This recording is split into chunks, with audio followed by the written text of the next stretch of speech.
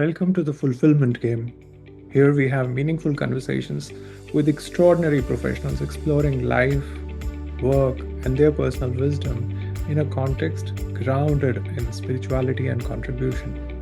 I'm your host, Amit Sood. Today we have Christopher Schuring. Chris is a published author.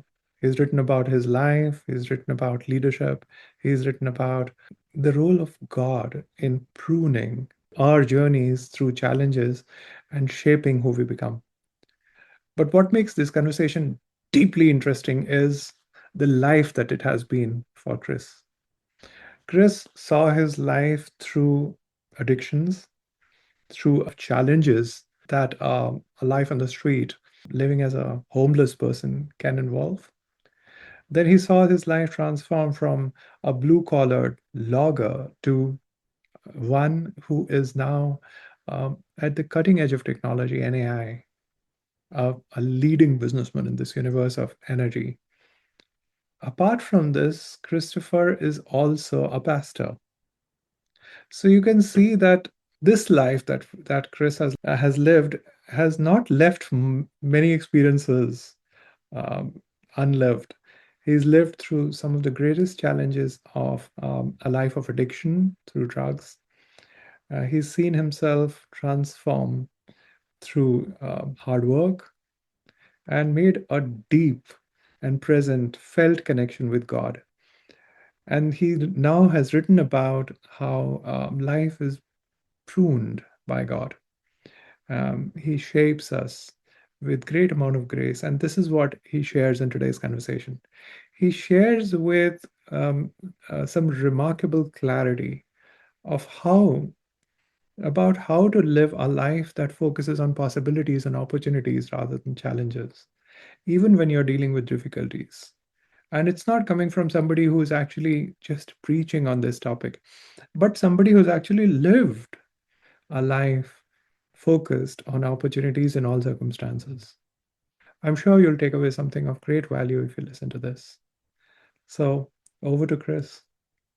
Thank you very much. I appreciate the opportunity to have a great conversation. Thanks, Chris. Looking forward to it as well. So, Chris, tell us your story. How has God pruned this vine?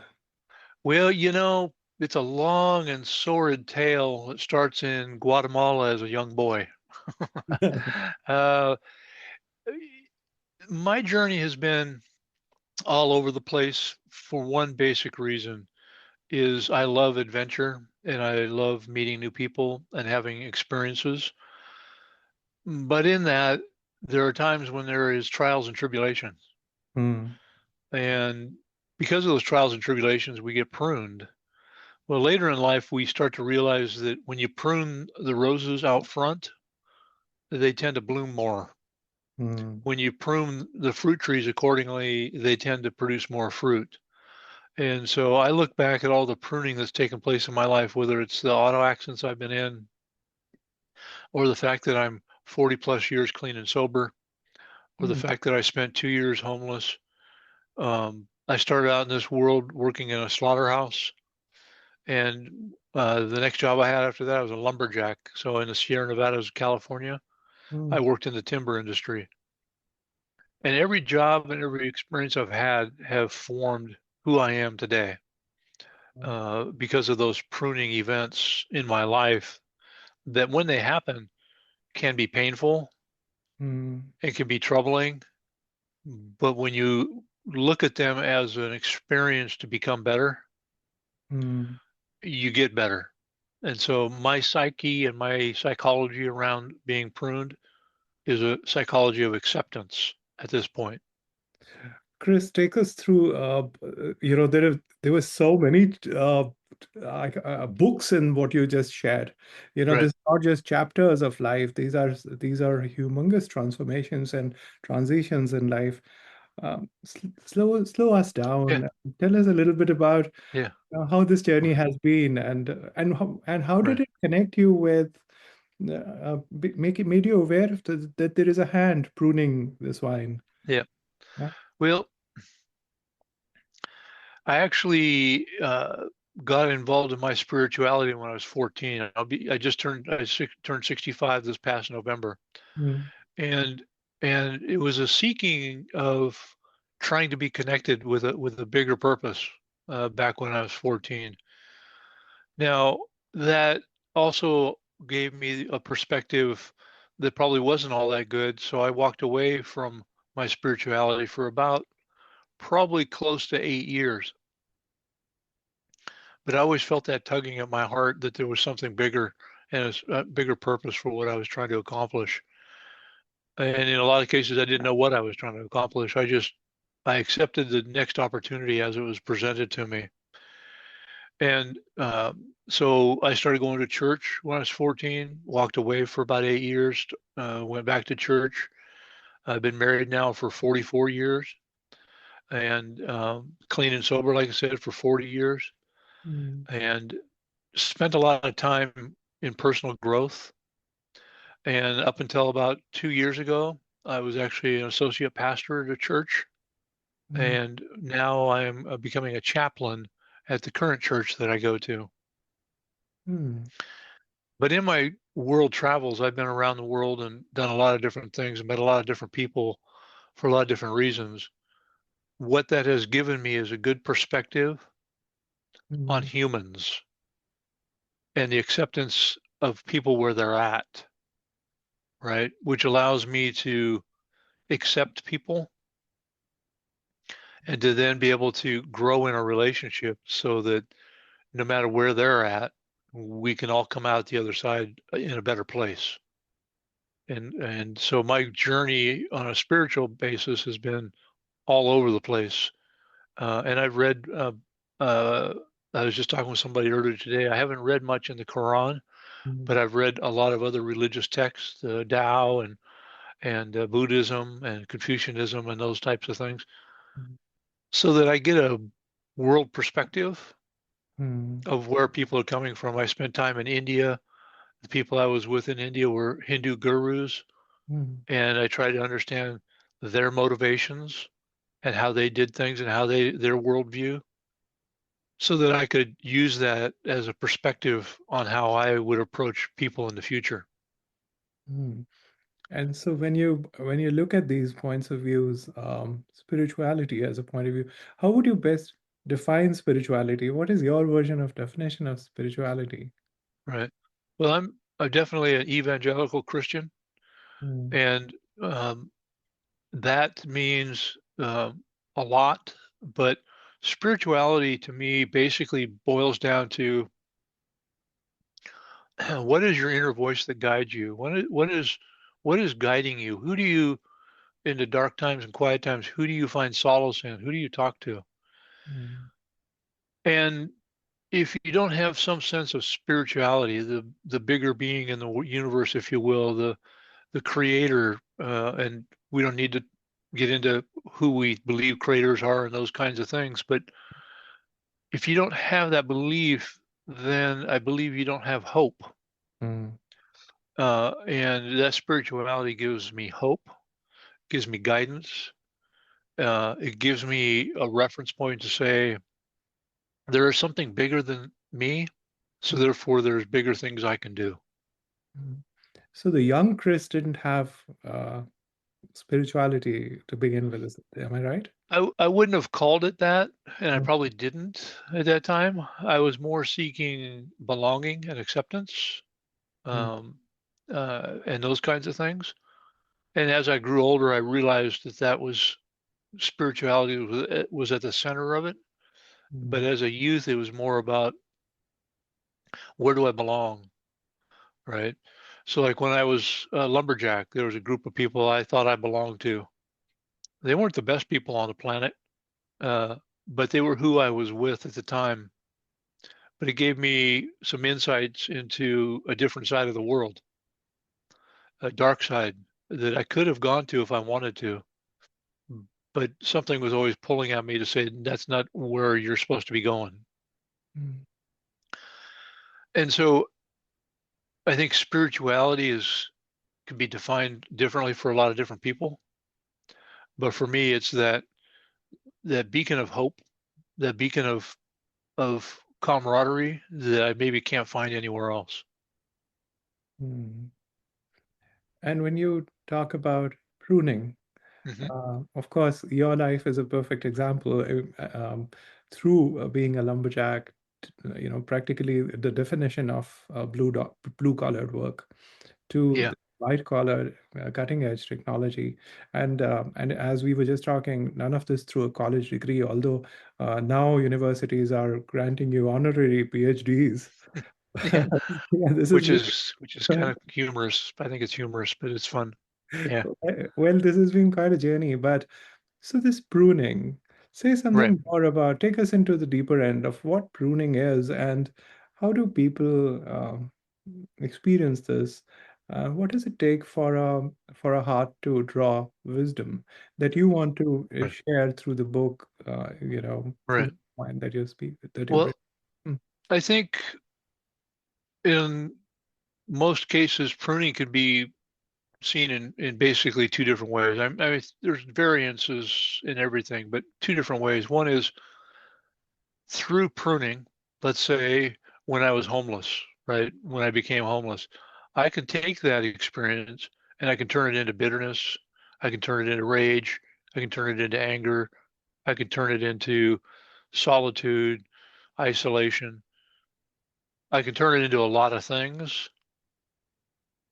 But because I felt I was being pruned, even at that time, How old were you? and I was 20 at the Mm, time, mm, and you know, I can look at those things and maybe not at the time it was happening, but I accept that pruning because it made me a better person. And mm, I didn't foster any anger or resentment because I felt through my seeking of spiritual guidance and trying to be a better person that being anger centered and motivated through resentment and those kind of things wasn't going to serve any purpose. All it was going to do is drive me further into the darkness. And I had a little vision of some of the darkness in my youth. And from one perspective, the darkness can be fun, right? It can be exciting and adrenaline and all those other kinds of things. But when you take a step back from it, you can see how destructive it can be mm, and how isolating it can be.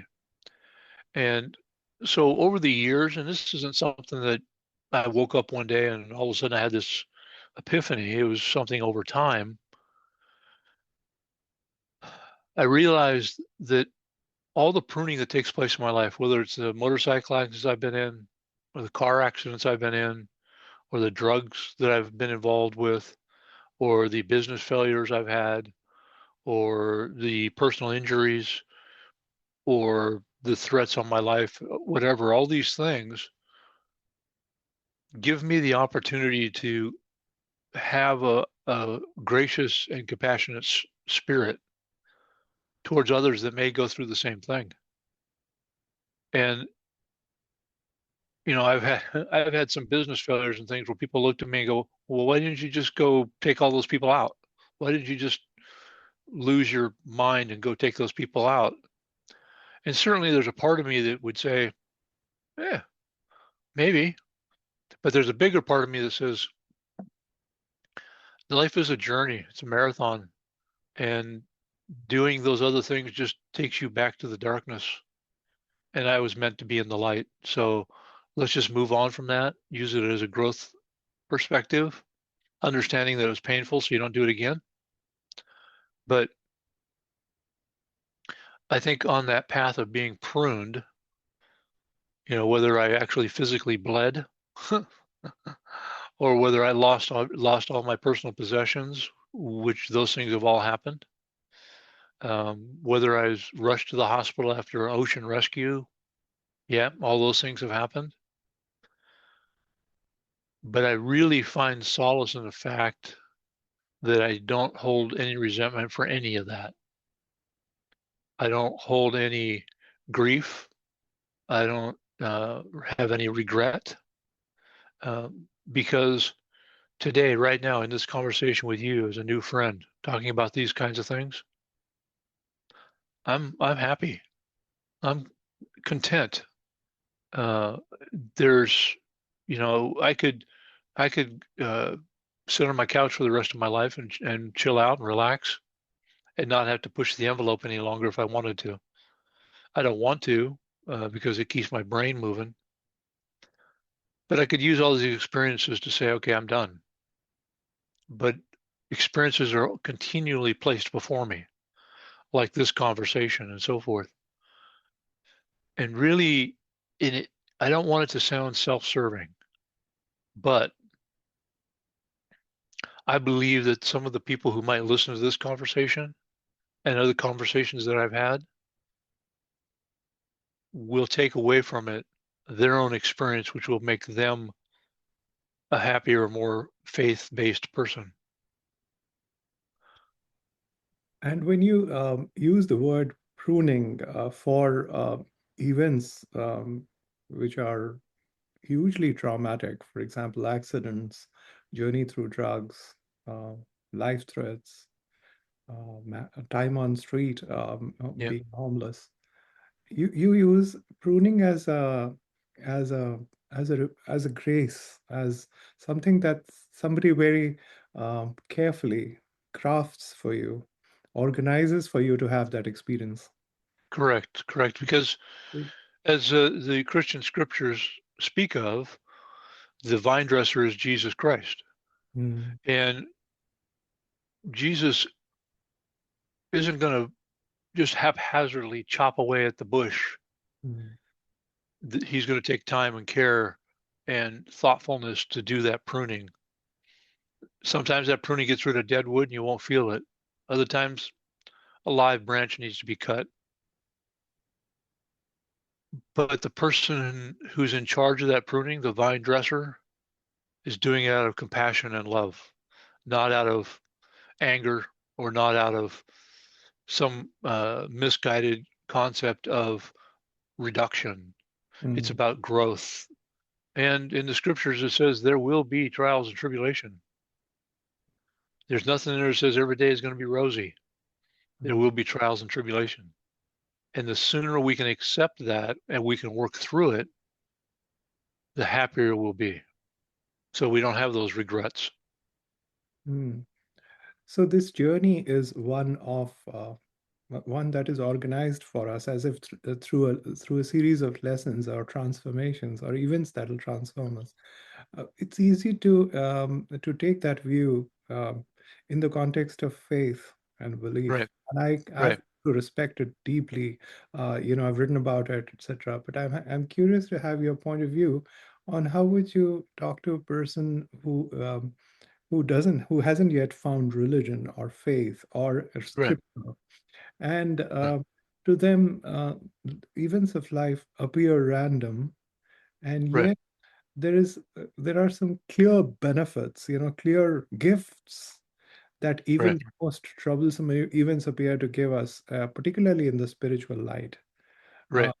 you know say So, something about this. Yeah. yeah, so, it's not always easy to have conversations with people you don't know, Mm. whether that's a random stranger or your next door neighbor, right? And we tend to live in a very disconnected world that is highly connected. So we think we know people because they're in our social network, but we really don't know people. So my only advice and how I approach it is number one, don't be judgmental. And for me, that's an easier road than some because of my life experiences. I know what it's like to be in these other situations. And the other is, and this is a religion problem, and a religion problem tends to hit people over the head with their belief system, Mm. whether it's Christianity or Judaism or Hinduism or whatever. It's either their way or the highway, Mm. and they tend to um, beat people over the head with it. How I approach it is, look, we're two people on the same planet. What you believe is between you and God.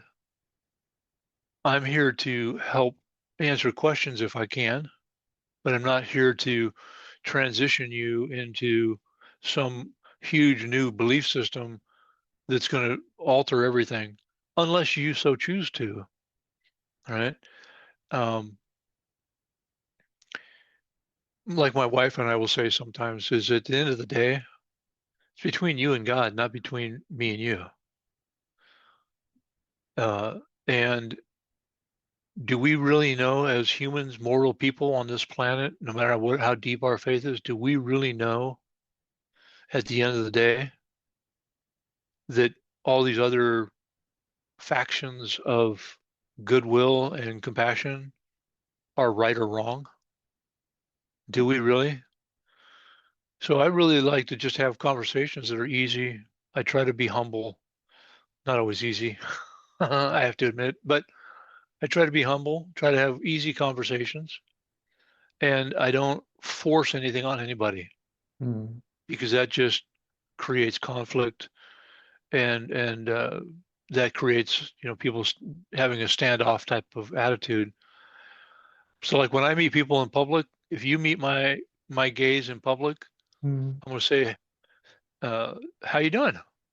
And they'll say something else, and they generally 99% of the time will say, "Well, how are you doing?" I'll Mm. say, "I'm blessed and highly favored." Mm. Hey, what do you mean? Says, "I'm blessed and highly favored. That means that through Jesus Christ, I've found favor." Mm. 80% of the time, people say, "Well, I wish I could be that too." I said, "Well, you are. You're already blessed and highly favored. You just need to accept it." Mm.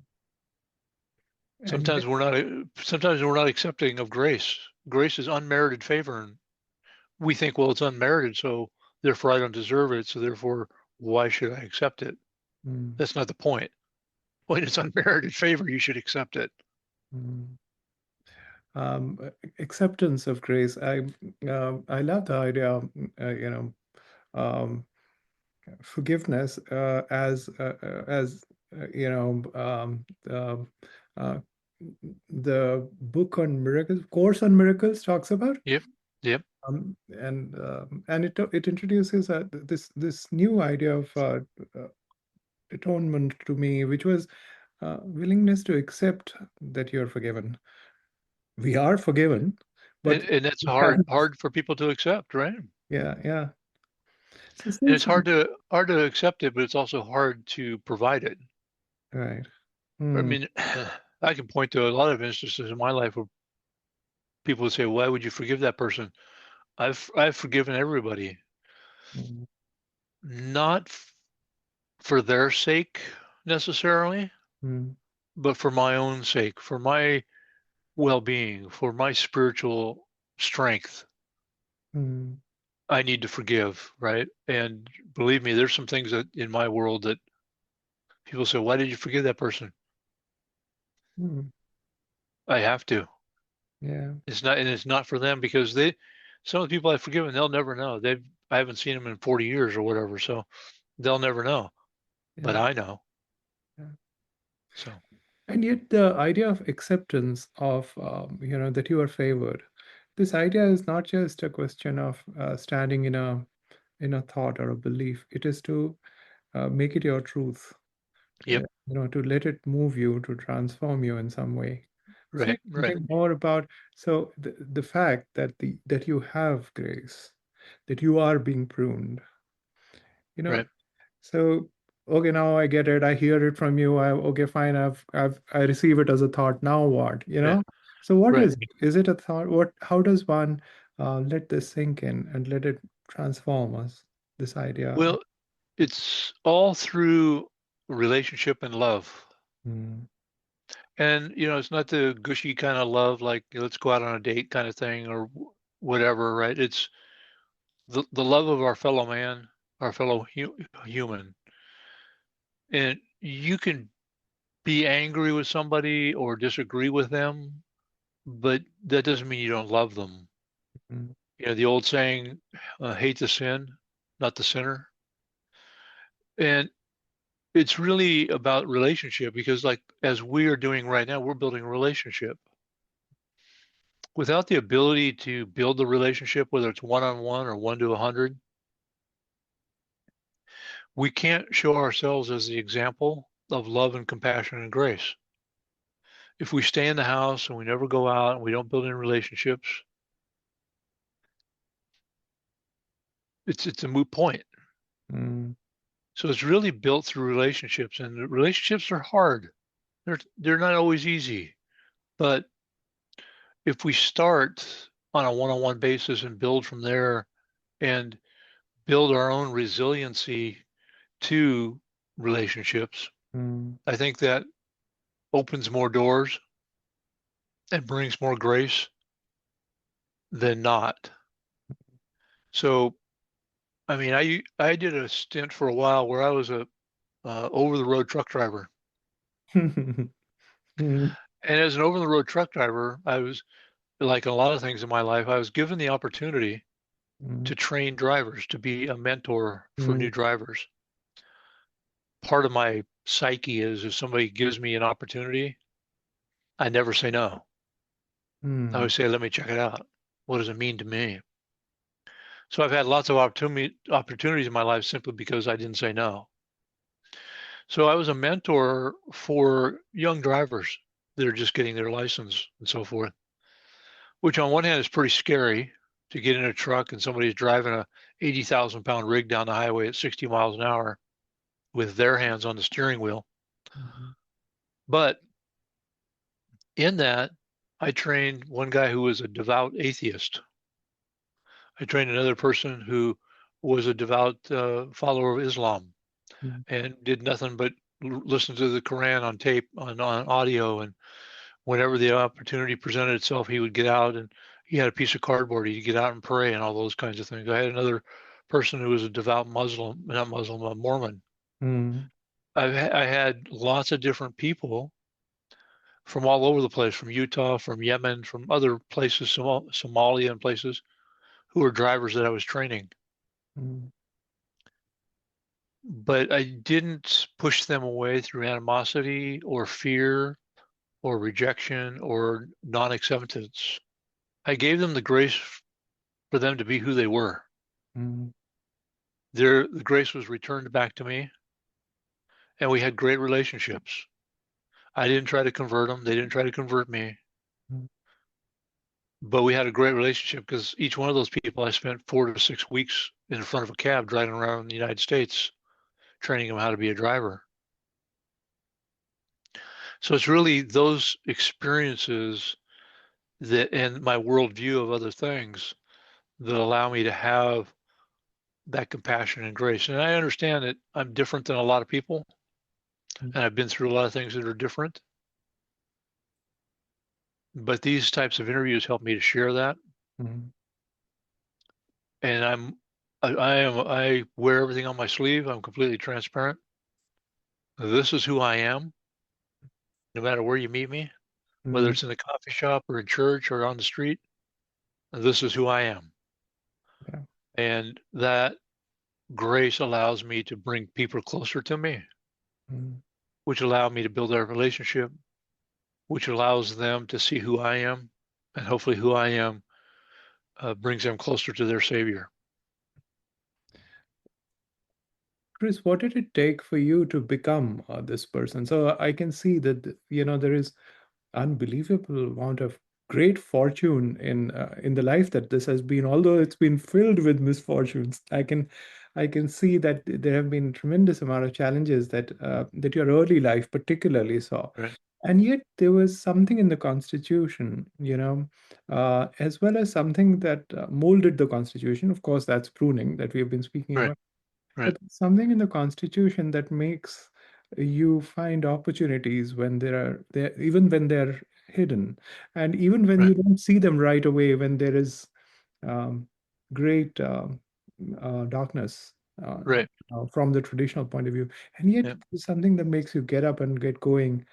right, Tell, share something about the mind that right, how it has been shaped right. particularly in the early days when you were dealing with this. Well, It might have been shaped with a few baseball bats or falling off of a horse or doing some other things, but it really comes from a belief that giving up was not an option. Mhm. I grew up in a Marine Corps military household. I'm the youngest of four. I was born in Guatemala. Mhm. Um, Early in my life, when I was like 9 or 10 months old, I had a kidney removed for tumors. Mhm. It could have taken my life. I had a lot of other instances while I was growing up that could have taken my life. But I was always instilled with the fact that giving up was not an option. But, and I attribute it to being the youngest of four. My parents were entrepreneurially minded. So was my older brothers. They were entrepreneurially minded, and that gave me the spirit of observation, if you will. Mhm. And in that observation, growing up, I was able to see opportunities that other people didn't see. Mhm. And there's a few different kinds of people in the world when it comes to opportunity. So if I were to present to you the opportunity to, we're going to go to Sri Lanka Mhm. and we're going to do a waste energy plant and we're going to spend $1 billion and we're going to save Sri Lanka's energy grid. You up for that? Mhm. Okay, most people, there's a lot of people that say, well, wait a minute, Mhm. that's way above my pay grade. Mhm. It's way outside my comfort zone. Mhm. I don't have the skill set. I don't have the training. So I'm not going to participate in that. I, on the other hand, would say, when does the plane leave? Mhm. I'll learn it as we go. Let's go see what this is all about. Mhm. Other people would say, no, I just don't want to do that because I'm afraid of going to Sri Lanka. I'm afraid of travel, or there's a more deeply set personal reason why I don't want to get involved with a diverse culture or a new culture. And then there's others that just won't even hear the opportunity. They won't even. What do you mean? I have no idea what you're talking about. Mhm. I've always been the person when somebody in the neighborhood, and when we lived in the neighborhood, it was in the country. So my neighbor, when I say the neighborhood, this neighbor was a mile away. They said, "Hey, we'll pay you X amount of dollars to sweep our driveway." Now, the driveway was long. It Mhm. wasn't like a residential neighborhood driveway that you see today. It was 100 yards long, right, or whatever. Mhm. Well, I looked at that and went, well, I can get out, I can do some things, I can make a few dollars. Sure, I'll sweep your driveway. Nobody else wanted to do it. Sure, I'll go do that. Mhm. When I went to work at the slaughterhouse, they said, "You want to come work at the slaughterhouse?" And we had lived on a ranch, so we were watching animals be processed on the ranch, and they were being further processed at the meat market that I went to work for. Mhm. So I went, I'll just go see how the professionals do it. So I said, sure, I'll go do that. Mhm. When I became a lumberjack, I looked at that, and at the time I was a dishwasher at one restaurant, I was a cook at another restaurant, and I was working in the meat market all at the same time. Mhm. And I could go to work as a lumberjack and make more money than I was making at all three of those jobs with one job. Mhm. I had no idea what I was getting involved in, none whatsoever. Somebody said choker setter, lumberjack. I went, sure, let's go do that. And then So something opened the door to being a pastor, and then something brought you into the white-collared technology realm. Tell us about yeah, these transformations too. and when I got into technology, it was about pre 1980, Mhm.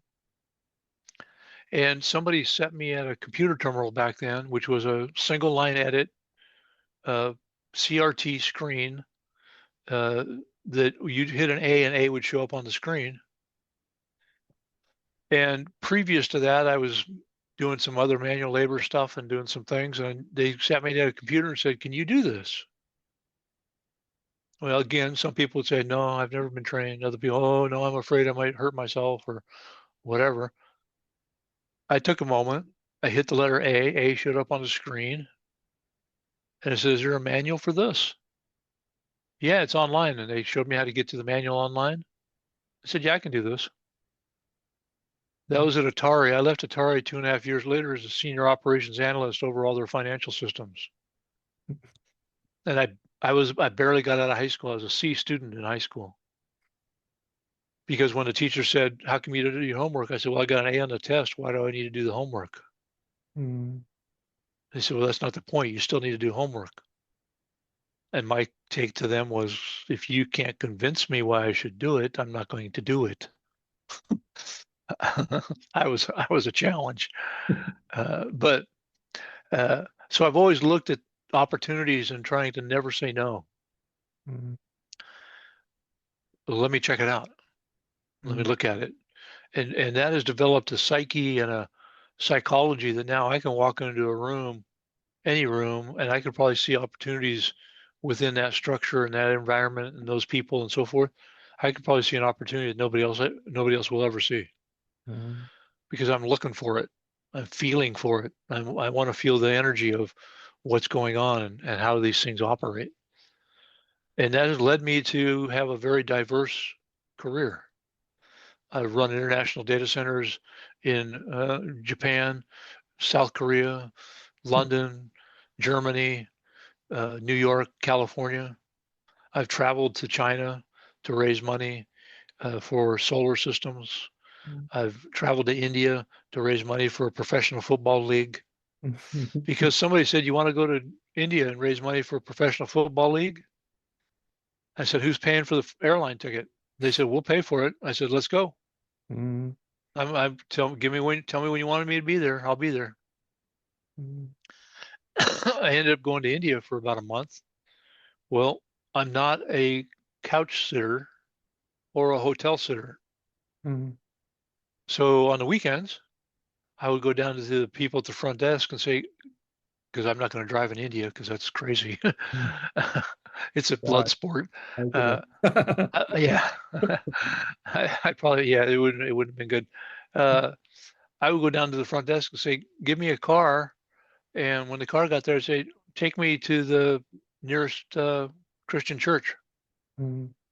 Well, that led to me being a guest speaker at two Christian churches while I was in India, where no Anglo pastor had ever spoken before. Mm. Were you a pastor already, or this is how it began? That's how it began. And when I was going there, people would say, "Oh, there's Pastor Chris." I'm like, "Okay, you can call me that, but I need you to understand, I'm not really a pastor. I get that you're calling me that, but I want to make sure that I'm clear that I'm not trying to pretend to be something I'm not, right?" Mm. Mm.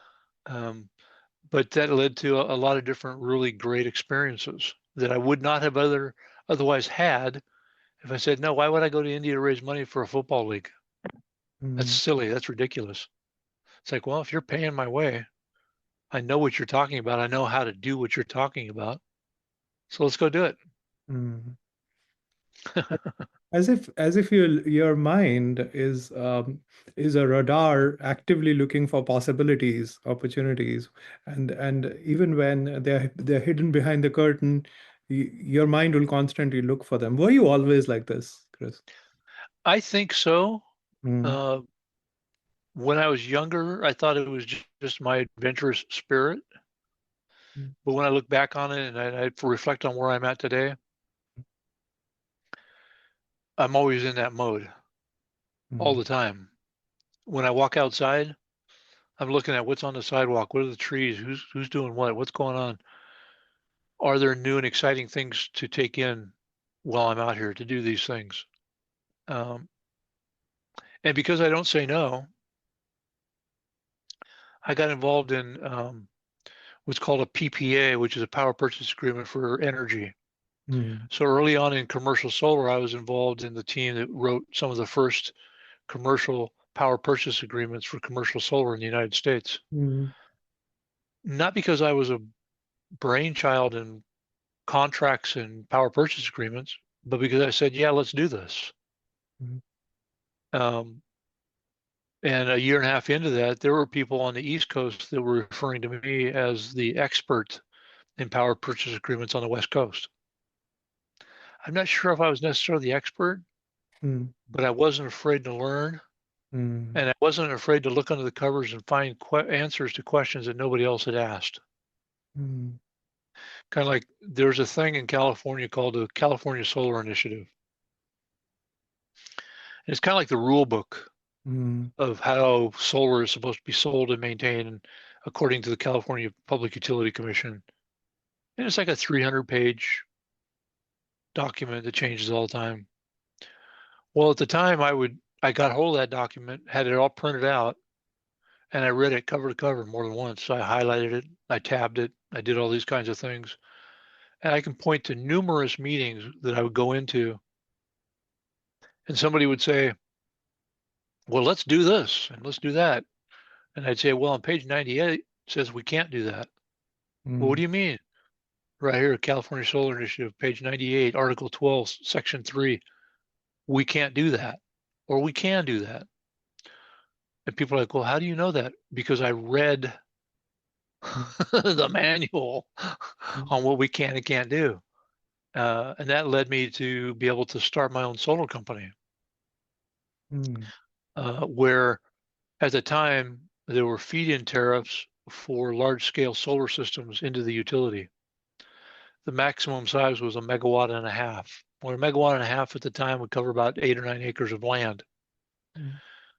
and they would be between $3 and $5 million to build one. Well, when you try to fund something like that, it's difficult. Well, upon reading the manual and understanding things, I found out that you could build one as small as 100 kW. Mm. I know some of these terminologies may not sit with anybody, but 100 kW took a half an acre. Mm. And the difference is I could feed it in directly to a distribution pole, a transformer on a pole.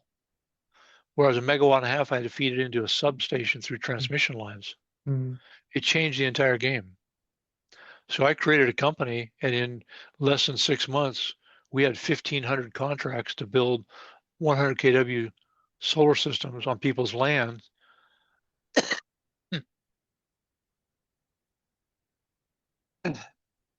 Excuse me, based on cellular tower contracts. Mm. So I took cellular contracts and I rewrote them to be able to say, I'm just going to lease this half acre from you. Wow. Wow. Mm. So I guess I know I tend to ramble a little bit, but I tend to look for those opportunities. This is extraordinary, Chris. I mean, uh, there are a number of how-tos that I'm taking away from your life, and I'm sure the audience would love this too. How to make this life work, how to make a vocation work. Even when it is challenging. When you look at, so since your journey and your work as Mhm. well as a pastor, it involves meeting a lot of people in their own challenges. What do you see as some of the biggest human challenges of our time presently? I think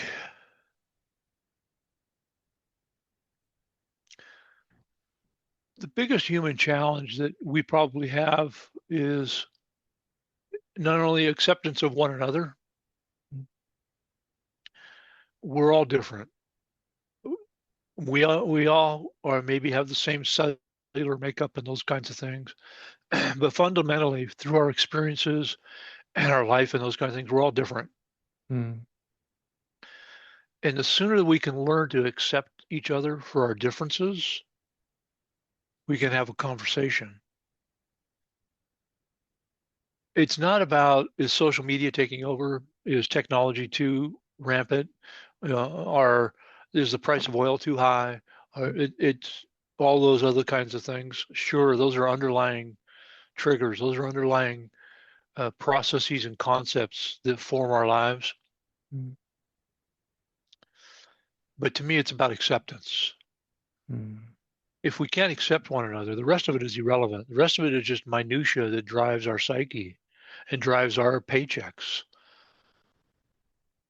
But if we can't accept one another, if we can't bring ourselves to a commonality of a conversation, Mm. even if we disagree and we don't have all the same worldviews, If we can't have a conversation like we're having right now, mm, we'll never get better. mm, We'll always be at each other's throat. We'll always be, I'm better than you, you're better than me. mm, I'm not better than anybody. I just am who I am. mm, And I accept people from who they are. Now, I'm not naive, and I'm certainly not, I'll say, milk toast, mm, right? I'm certainly not that guy, mm, but I'm willing to accept people where they're at and work with them to move along some level of commonality, even if it's just on a human level. mm, And if they prove me wrong or they go a different direction, that's between them and their creator, not me. mm, I didn't cause that. I have no influence in that. I'm not so self-important to think that I can change somebody or that I can get between them and their faith. mm. And you feel a reluctance or difficulty in accepting each other or respecting each other or relating to each other in a fashion in which we let the other person be who they are, while I am able to hold on to who I am just at Correct. duties. This is something that people are struggling with these days, and therefore that does impose a challenge in their own lives. Yeah. Mm, You know, it we can we can point to a lot of different challenges, mm, but some of those challenges are just excuses. I get it.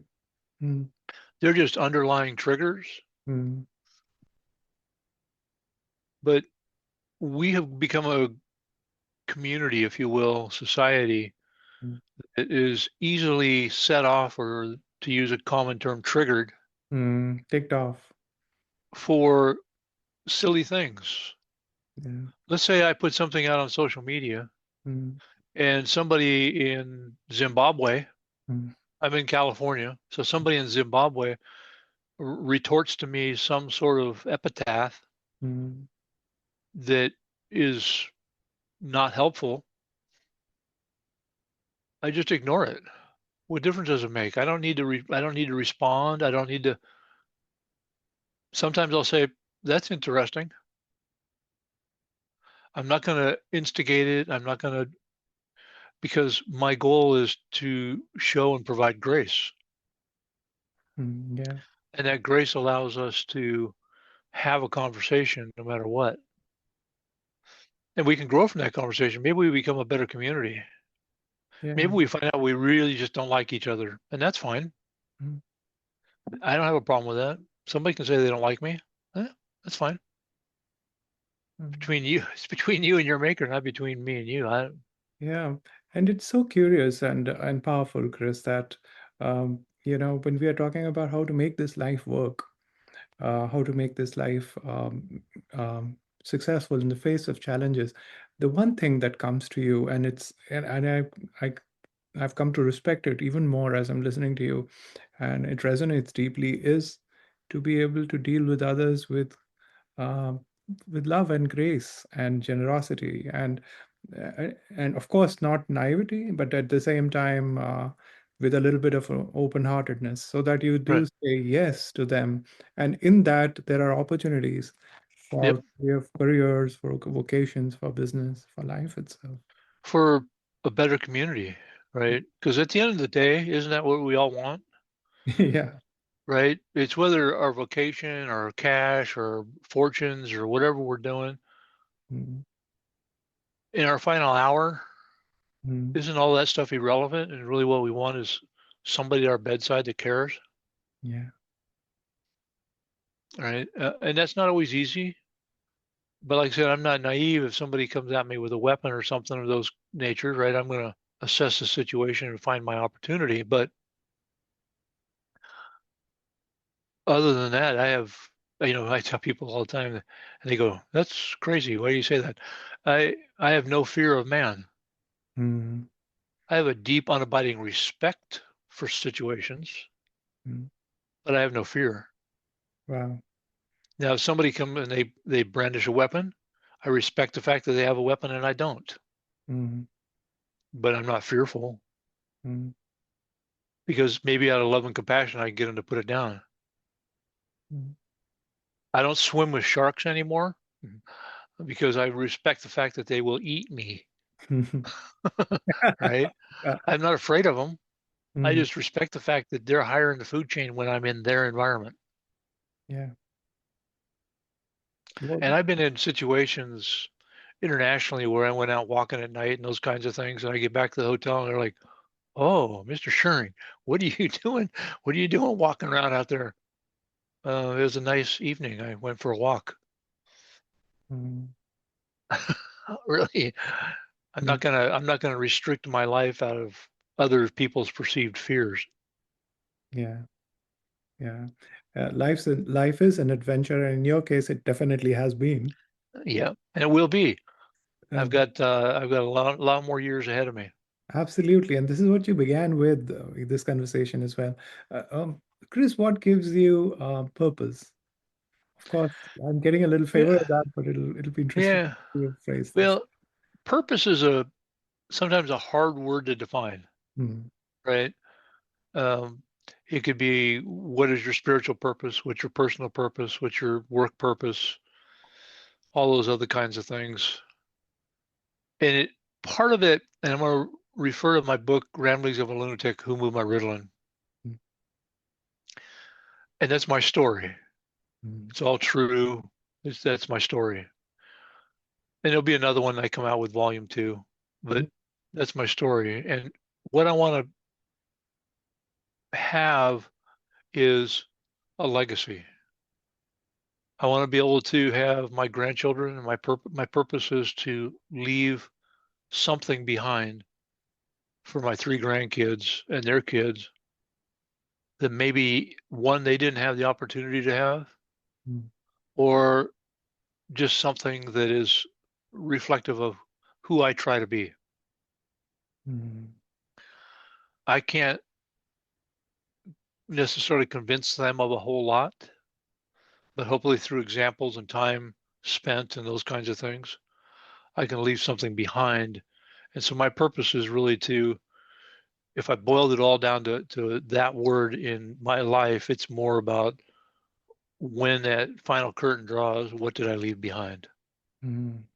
How did um, how did the world change because you spent some time in it, and your presence shifted something? Uh, Right.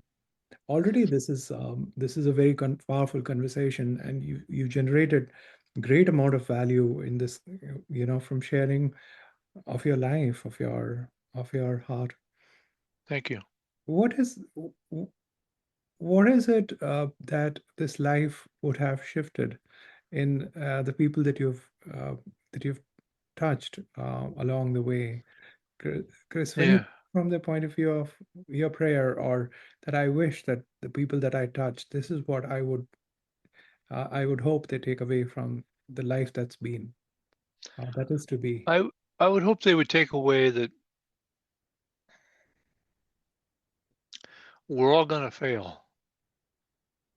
We're all going to make mistakes. We're all going to have trials and tribulations. But let's not turn those into resentment and anger and and things that will drive us away from our humanity, both internally our humanity and externally the humanity in which we interact with. And it's really trying to make sure that that doesn't happen because again, I think it's really about that level of acceptance and the things that people would look and go, well, he may have been crazy and he may have done a lot of different things, but I had the right intention and the right heart behind 99% of the things I've done.